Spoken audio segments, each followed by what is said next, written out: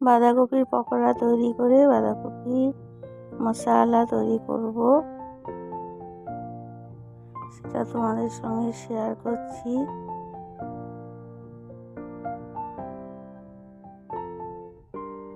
প্রথমে বাঁধাকপিগুলোকে এরকম করে কেটে নিয়ে কাঠি ঢুকিয়ে দিয়ে 3 চামচ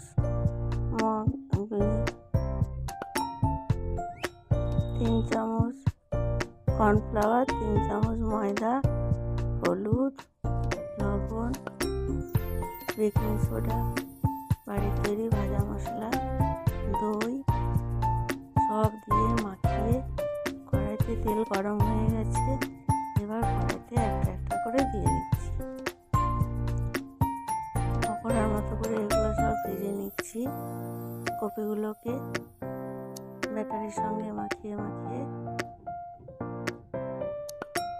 এরকম করে আমি সব পকোড়াগুলো তৈরি করে নেব। তোমাদের যদি এই ভিডিওটা ভালো লেগে থাকে তাহলে তোমরা লাইক, কমেন্ট আর শেয়ার করবে। এদিকে কড়াইতে তেল বসিয়ে দিয়েছি, তেলটা গরমও হয়ে গেছে।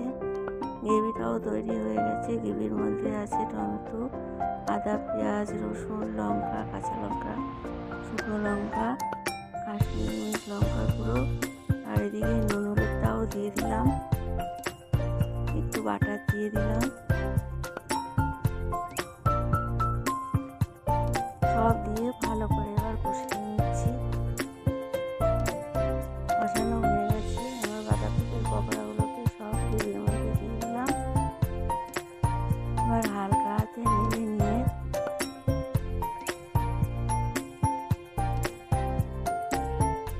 ধনেপাতা দিয়ে আমার রান্নাটা কমপ্লিট করছি। বাঁধাকপি মশলা আমার রান্না কমপ্লিট। তোমাদের যদি এই ভিডিওটা ভালো লাগে তাহলে পেজটাকে ফলো করে দিবে, আর ইউটিউব চ্যানেলে যারা দেখছো তারা ইউটিউবটাকে সাবস্ক্রাইব করে দেবে।